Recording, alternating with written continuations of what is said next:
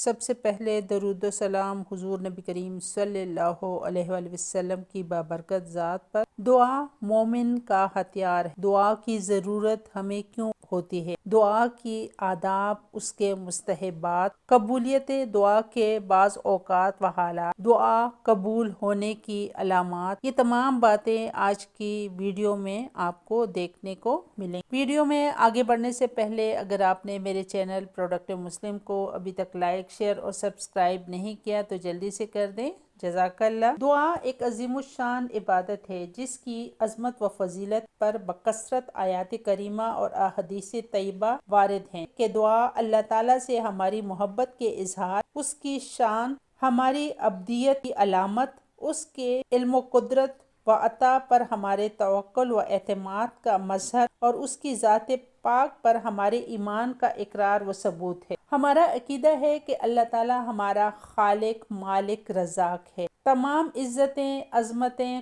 قدرتیں، خزانے، بادشاہتیں اسی کے پاس ہے۔ سب کا داتا اور داتاؤں کا داتا وہی ہے۔ ساری مخلوق اسی کی بارگاہ کی محتاج اور اسی کے دربار میں سوالی ہے، جبکہ وہ عظمتوں والا خدا بے نیاز، غنی، بے پرواہ، تمام حاجتوں سے پاک ہے۔ وہ رحیم و کریم ہے، بخشنے والا ہے اور جود و کرم کے دریا بہاتا ہے۔ ایک ایک فرد مخلوق کو اربوں خزانے عطا کر تب بھی اس کے خزانوں میں سوئی کے نوک کے برابر کمی نہ ہوگی، اور کسی کو کچھ عطا نہ کرے تو کوئی اس سے چھین نہیں سکتا۔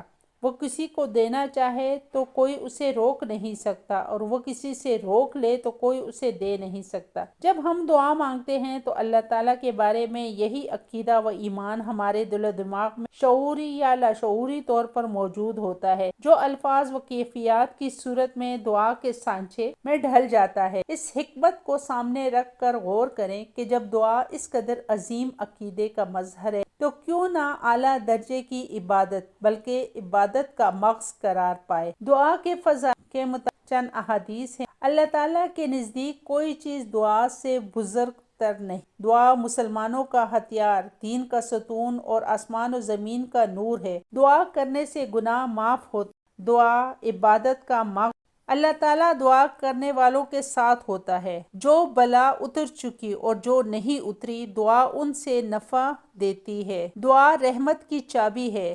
دعا قضا کو ٹال دیتی ہے۔ دعا بلا کو ٹال دیتی ہے۔ جسے دعا کرنے کی توفیق دی گئی اس کے لیے رحمت کے دروازے کھول دیے گئے۔ مفکرین نے دعا قبول ہونے کی چند شرائط آداب کے بارے میں فرمایا ہے۔ پہلی شرط، دعا مانگنے میں اخلاص ہو۔ 2، دعا مانگتے وقت دل دعا کے علاوہ کسی اور چیز کی طرف مشغول نہ ہو۔ تیسرا، ناجائز و گناہ کی دعا نہ مانگی جائے۔ چوتھا، دعا مانگنے والا اللہ تعالیٰ کی رحمت پر یقین رکھتا ہو۔ پانچواں، اگر دعا کی قبولیت ظاہر نہ ہو تو شکایت نہ کرے کہ میں نے دعا مانگی لیکن وہ قبول نہ ہوئی۔ جب ان شرطوں کو پورا کرتے ہوئے دعا کی جائے تو وہ قبول ہوتی ہے، لیکن یہ ہمیشہ ذہن میں رکھیں کہ قبولیت دعا کا اصل معنی ہے کہ بندے کی پکار پر اللہ تعالیٰ کا اسے فرمانا۔ یہ ضروری نہیں کہ جو مانگا وہ مل جائے، بلکہ مانگنے پر کچھ ملنے کا ظہور دوسری صورتوں میں بھی ہو سکتا ہے۔ دعا مانگ کر نتیجہ اللہ تعالیٰ کے ذمے چھوڑ دینا چاہیے کہ رحمان و رحیم خدا ہمارے ساتھ وہی معاملہ فرمائے جو ہمارے حق میں بہتر۔ قضائے الہی پر راضی رہنا بہت اعلیٰ مرتبہ ہے اور حقیقت میں ہمارے لیے یہی مفید تر ہے، کیونکہ ہمارا علم ناقص ہے جبکہ خدا کا علم لامتناہی و محیط ہے۔ بار بار ہم اپنی کم علمی سے کوئی چیز مانگتے ہیں، لیکن اللہ تعالیٰ اپنی مہربانی سے ہمیں منہ مانگی چیز نہیں دیتا، کیونکہ وہ چیز ہمارے حق میں نقصان دہ ہوتی ہے۔ مثلاً بندہ مال و دولت کی دعا کرتا ہے لیکن وہ اس کے ایمان کے لیے خطرناک ہوتی ہے، یا آدمی تندرستی و عافیت کا سوال کرتا ہے لیکن علم الہی میں دنیا کی تندرستی آخرت کی نقصان کا باعث ہے، تو یقیناً ایسی دعا قبول نہ کرنا بندے کے لیے زیادہ اچھا ہے۔ نبی کریم صلی اللہ علیہ وسلم کی دعائیں بہت جامع ہیں، ان میں سے کچھ اپنے لیے منتخب کریں تو بہت عمدہ ہے۔ ایک جامع دعا یہ بھی ہو سکتی ہے کہ اے اللہ، مجھے ایمان و تقوی صحت و عافیت، خوشیوں اور خوشحالیوں والی لمبی زندگی عطا فرما، جان، مال، عزت اور اہل خانہ کے حوالے سے برے وقت اور آزمائش سے محفوظ فرما، عافیت کے ساتھ ایمان پر خاتمہ، نظام میں آسان، قبر و جہنم کے عذاب سے حفاظت، محشر کی گھبراہٹ سے امن اور جنت الفردوس میں بے حساب داخلہ عطا فرما۔ حضور نبی کریم صلی اللہ علیہ وسلم نے دعا کو عبادت کی روح قرار دیا ہے۔ دعا عبادت کی روح اور اس کا مغز۔ نیز نبی کریم صلی اللہ علیہ وسلم نے ارشاد فرمایا، دعا عین عبادت ہے۔ اللہ تعالیٰ نے انبیاء کرام و صالحین کی دعاؤں کا ذکر اپنے پاک کلام قرآن مجید میں متعدد مرتبہ فرمایا ہے۔ دعا کی ضرورت کیوں ہوتی ہے؟ ہر شخص محتاج ہے اور زمین و آسمان کے سارے خزانے اللہ تعالیٰ ہی کے قبضے میں سائلوں کو عطا کرتا ہے۔ ارشاد باری تعالیٰ ہے، اللہ بے نیاز ہے اور تم سب محتاج ہو۔ سورہ محمد۔ اور زمین و آسمان کے سارے خزانے اللہ تعالیٰ ہی کے قبضے میں وہی سائلوں کو عطا کرتا ہے۔ ارشاد باری تعالیٰ ہے، اللہ بے نیاز ہے اور تم سب محتاج ہو۔ سورہ محمد آیت نمبر 38۔ انسان کی محتاجی اور فقیری کا تقاضا یہی ہے کہ بندہ اپنے مولا سے اپنی حاجت و ضرورت کو مانگے اور اپنے کسی بھی عمل کے ذریعے اللہ سے بے نیازی کا شائبہ بھی نہ ہونے دے، کیونکہ یہ مقام عبدیت اور دعا کے منافق ہے۔ دعا کی اہمیت کیوں ہے؟ دعا کی اہمیت کے لیے صرف یہی کافی ہے کہ اللہ تعالیٰ نے سورہ فاتحہ میں اپنے بندوں کو نہ صرف دعا مانگنے کی تعلیم دی ہے بلکہ دعا مانگنے کا طریقہ بھی بتایا ہے۔ نیز ارشاد باری تعالیٰ ہے، اے پیغمبر، جب آپ سے میرے بندے میرے متعلق دریافت کرے تو فرما دیجئے کہ میں قریب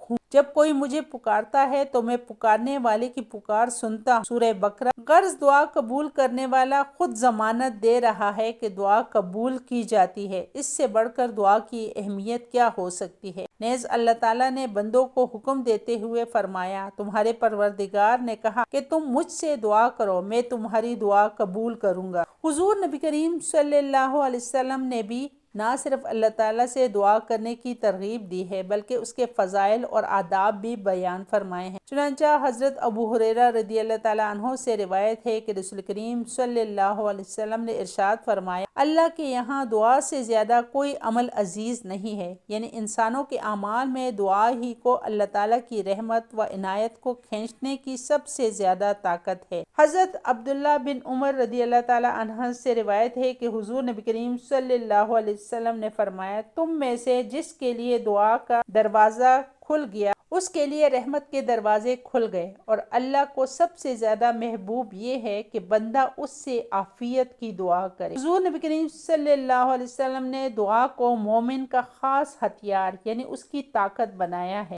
دعا کو ہتھیار سے تشبیہ دینے کی خاص حکمت یہی ہو سکتی ہے کہ جس طرح ہتھیار دشمن کے حملہ وغیرہ سے بچاؤ کا ذریعہ ہے، اس طرح دعا بھی آفات سے حفاظت کا ذریعہ ہے۔ حضور نبی کریم صلی اللہ علیہ وسلم نے ارشاد فرمایا کہ تمہارے پروردگار میں بدرجہ غایہ حیا اور کرم کی صفت ہے۔ جب بندہ اس کے آگے مانگنے کے لیے ہاتھ پھیلاتا ہے تو اس کو حیا آتی ہے کہ ان کو خالی ہاتھ واپس کر دے، یعنی کچھ نہ کچھ عطا فرمانے کا فیصلہ ضرور فرماتا ہے۔ سنن ابن داؤد۔ حضور نبی کریم صلی اللہ علیہ وسلم کا یہ ارشاد در حقیقت سائل کے لیے امید کی کرن ہے کہ اللہ تعالیٰ ایسا کریم ہے جو مانگنے والوں کو کبھی محروم نہیں کرتا اور بندے کی مصلحت کے مطابق ضرور عطا کرتا ہے۔ قرآن و حدیث سے جہاں دعا کی اہمیت اور فضیلت اور پسندیدگی معلوم ہوتی ہے، وہیں احادیث میں دعا نہ کرنے پر اللہ تعالیٰ کی ناراضگی کی بھی وعید آتی ہے۔ چنانچہ حضرت ابو ہریرہ رضی اللہ تعالیٰ عنہ سے روایت ہے کہ رسول کریم صلی اللہ علیہ وسلم نے ارشاد فرمایا، جو بندہ اللہ تعالیٰ سے نہ مانگے اس پر اللہ تعالیٰ ناراض ہوتا ہے۔ دنیا میں ایسا کوئی نہیں ہے جو سوال نہ کرنے سے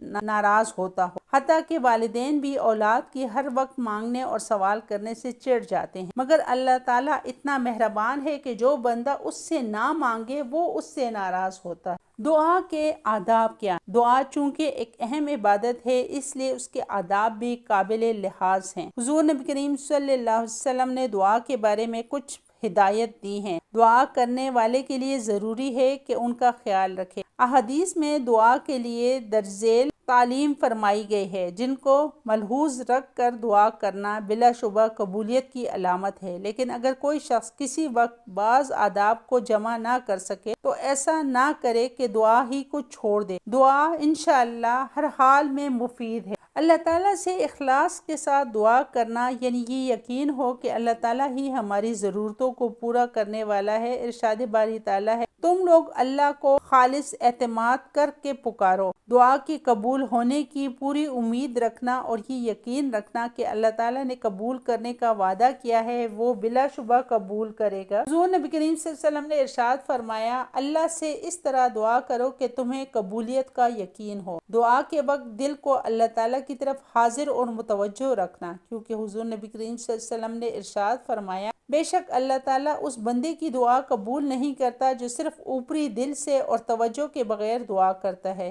غرض یہ دعا کے وقت جس قدر ممکن ہو حضور قلب کی کوشش کرے اور خشوع و خضوع اور سکون قلب و رقت کے ساتھ اللہ تعالیٰ کی طرف متوجہ ہو۔ دعا کرنے والے کی غذا اور لباس حلال کمائی سے ہونا۔ دعا کے شروع میں اللہ تعالیٰ کی حمد و ثنا کرنا اور رسول کریم صلی اللہ علیہ وسلم پر درود بھیجنا۔ حضور نبی کریم صلی اللہ علیہ وسلم نے ارشاد فرمایا کہ تم میں سے جب کوئی دعا مانگے تو پہلے اللہ تعالیٰ کی بزرگی و ثنا سے دعا کا آغاز کرے، پھر مجھ پر درود بھیجے، پھر جو چاہے مانگ۔ حضرت عمر فاروق رضی اللہ تعالیٰ عنہ نے فرمایا کہ دعا آسمان و زمین کے درمیان معلق رہتی ہے، یعنی درجے قبولیت کو نہیں پہنچتی جب تک رسول کریم صلی اللہ علیہ وسلم پر درود نہ بھیجے۔ اللہ اکبر۔ دعا کے وقت گناہ کا اقرار کرنا یعنی پہلے گناہ سے باہر نکلنا، اس پر ندامت کرنا اور آئندہ نہ کرنے کا عزم کرنا۔ دعا آہستہ اور پست آواز سے کرنا یعنی دعا میں آواز بلند نہ کرنا۔ اللہ تعالیٰ کا ارشاد ہے، تم لوگ اپنے پروردگار سے دعا کیا کرو گڑ گڑا کر اور آہستہ۔ سورہ اعراف آیت نمبر 55۔ دعا کے چند اہم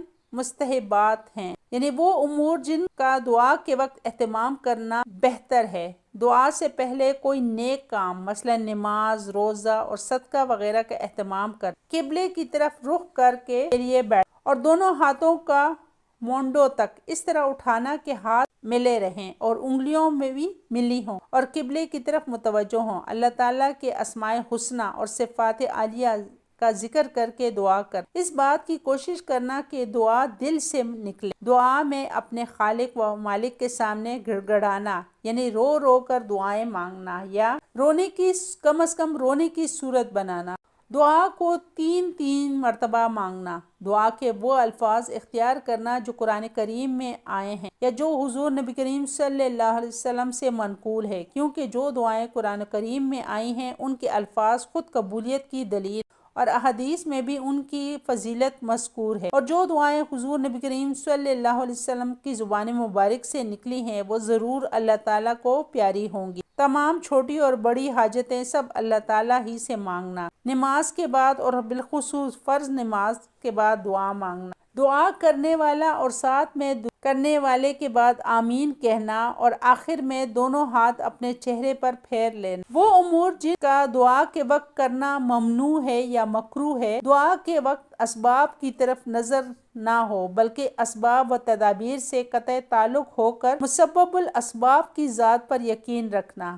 دعا میں حد سے تجاوز کرنا غلط ہے، یعنی کسی ایسے امر کی دعا نہ کرنا جو شرعاً یا عادتاً محال ہو یا جو بات پہلے ہی طے ہو چکی ہو۔ مثلا یوں نہ کہیے کہ فلاں مردہ کو زندہ کر دے یا عورت یہ دعا کرے کہ مجھے مرد بنا دے، ایسی دعا ہرگز نہیں کرنی چاہیے۔ دعا میں کسی قسم کا تکلف یا قافیہ بندی نہ کرے، کیونکہ یہ امر حضور قلب سے باز رکھتا ہے اور اگر خود بخود قافیہ بندی ہو جائے تو مذائقہ نہیں۔ دعا کی عام قبولیت پر مایوس ہو کر دعا کرنا نہ چھوڑنا بلکہ حتی الامکان پر امید رہنا اور دعا قبول ہو یا نہ ہو اپنے مالک کے روبرو ہاتھ پھیلاتے رہنا۔ عجب نہیں کہ اللہ تعالیٰ کو رحم آ جائے اور دعا قبولیت دعا کے بعض اوقات اور حالات۔ یوں تو دعا ہر وقت قبول ہو سکتی ہے، مگر کچھ اوقات و حالات ایسے ہیں جن میں دعا کی قبول ہونے کی توقع زیادہ ہے، اس لیے ان اوقات و حالات کو ضائع نہیں کرنا چاہیے۔ شب قدر یعنی رمضان المبارک کے آخری عشرے کی راتیں۔ ماہ رمضان المبارک کے تمام دن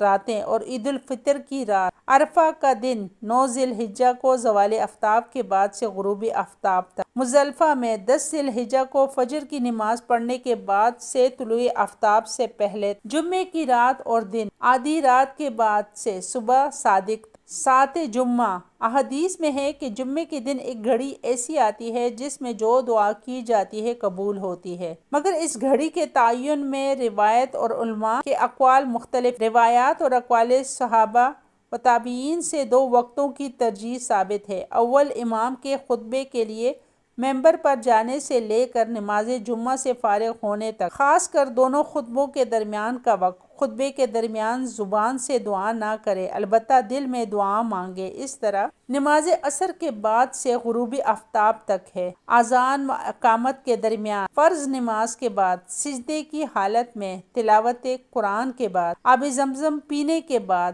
جہاد میں عین لڑائی کے وقت، مسلمانوں کے اجتماع کے وقت، بارش کے وقت، بیت اللہ پر پہلی نگاہ پڑتے وقت، دعا قبول ہونے کے چند اہم مقامات۔ یوں تو دعا ہر جگہ قبول ہو سکتی ہے، مگر کچھ مقامات ایسے ہیں جہاں دعا کی قبول ہونے کی توقع زیادہ ہے۔ طواف کرتے وقت ملتزم پر چمٹ کر، ملتزم اس جگہ کو کہتے ہیں جو حجر اسود اور بیت اللہ کے دروازے کے درمیان ہے۔ ملتزم عربی میں چمٹنے کی جگہ کو کہا جاتا ہے، چونکہ اس جگہ چمٹ کر دعا کی جاتی ہے اس لیے اس کو ملتزم کہتے ہیں۔ خطیم میں خاص کر محراب رحمت کے نیچے، بیت اللہ شریف کے اندر، صفا و مروہ اور صفا و مروہ کے درمیان سعی کرتے وقت، مقام ابراہیم کے پیچھے، جمرہ اول اور جمرہ وسطی کی رمی کرنے کے بعد وہاں سے ذرا دائیں یا بائیں جانب ہٹ کر، وہ حضرات جن کی دعائیں قبول ہوتی ہیں اور حدیث میں جن کی دعاؤں کی قبول ہونے کی بشارت دی گئی ہے، مظلوم کی دعا یعنی ایسا شخص جس پر کسی طرح کا ظلم ہوا ہو، مصیبت زدہ والدین کی دعائیں اولاد کے حق میں تیزی کے ساتھ اثر کرتی ہیں، لہٰذا ہمیشہ ان کی دعائیں لیتے رہنا چاہیے اور ان کی بددعا سے ہمیشہ بچنا چاہیے۔ اس طرح وہ اولاد جو والدین کے ساتھ حسن سلوک کرے اور دل و جان سے ان کی خدمت کرے، ان کی دعاؤں میں بھی شان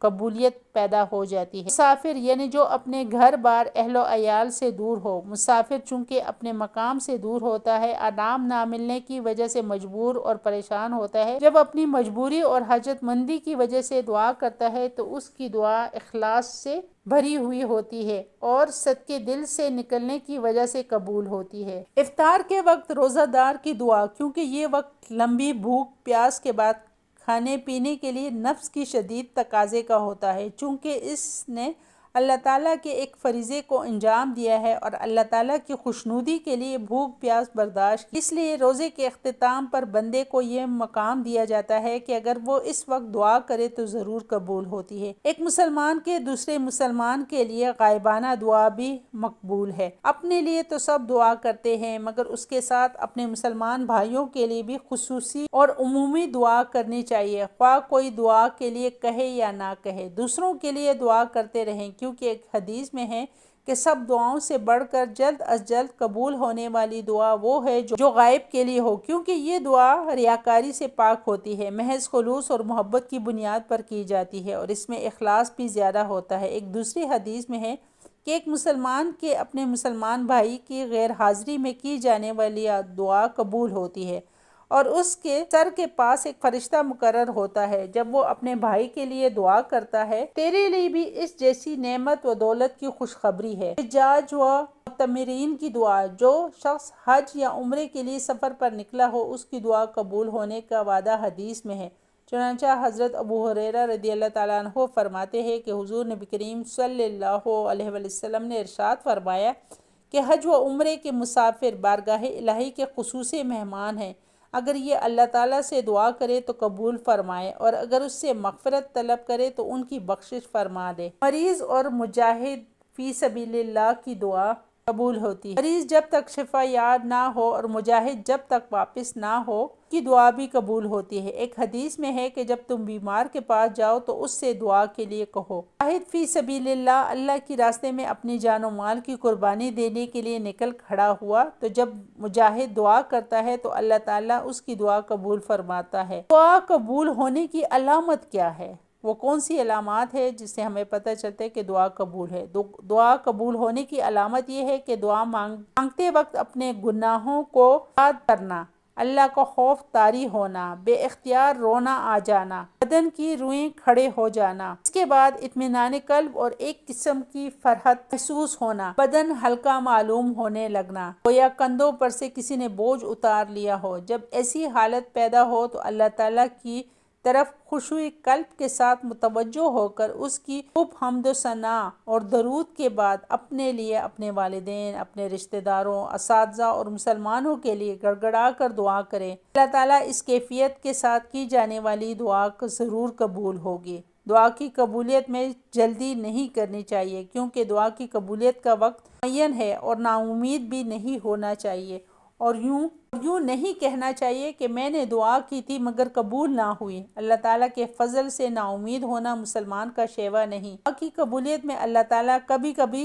مطلوب سے بہتر کوئی دوسری شے انسان کو عطا فرماتا ہے، یا کوئی آنے والی مصیبت دور کر دیتا ہے۔ دعا مظہر عبودیت اور ایک اہم عبادت ہے۔ دعا مضطرب قلوب کے لیے سامان سکون، گمراہوں کے لیے ذریعہ ہدایت، متقیوں کے لیے قرب الہی کا وسیلہ، اور گنہگاروں کے لیے اللہ کی بخشش و مغفرت کی باد بہار ہے۔